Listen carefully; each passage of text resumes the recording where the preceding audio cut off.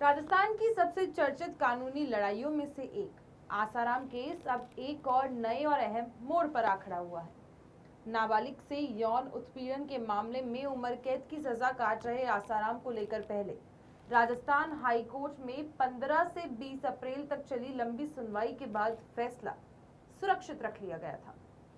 तब लगा था कि अब किसी भी दिन ये तय हो जाएगा कि आसाराम को राहत मिलेगी या नहीं, लेकिन तभी कहानी में एक नया ट्विस्ट आ गया।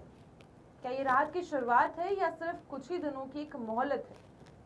दरअसल acting chief justice Sanjeev Prakash Sharma की डिवीजन बेंच ने आसाराम की अंतरिम जमानत को बढ़ाते हुए उन्हें फिलहाल 25 मई तक की राहत दे दी है, या फिर जब तक हाईकोर्ट का अंतिम फैसला नहीं आ जाता।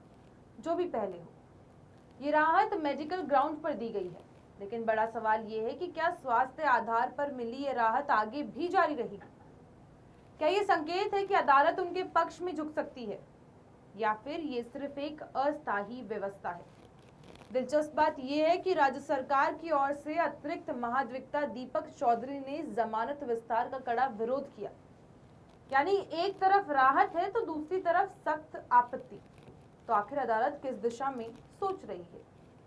क्या अभियोजन की दलीलें भारी पड़ेंगी या बचाव पक्ष की रणनीति काम आएगी? अगर इस केस की जड़ में जाए तो कहानी 2013 से शुरू होती है, जब जोधपुर आश्रम में एक नाबालिग के साथ दुष्कर्म का आरोप लगा।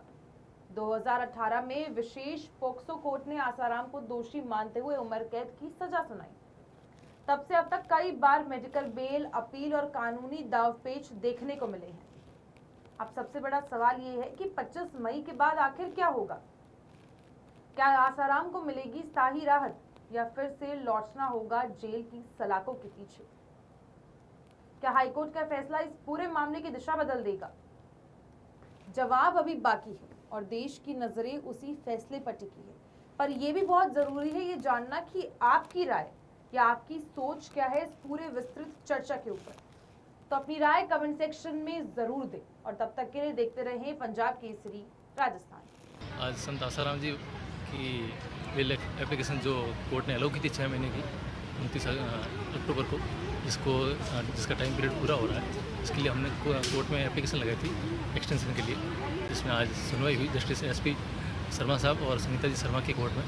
कोर्ट ने हमारी एप्लीकेशन अलाउ की है और 25 मई तक के लिए हमें एक्सटेंशन बिल आगे बढ़ाई हमारी। और कोर्ट ने ये भी पूछा कि आपकी जो अपील जो पेंडिंग चल रही थी उसका क्या प्रोसेस है। तो हमने कोर्ट को अवगत कराया कि हमारी जो और सरकार की तरफ से और कंप्लेंट की तरफ से जो आर्ग्यू थी वो कंप्लीट हो गई फाइनल हियरिंग, और ऑर्डर जो रिजर्व रखा है।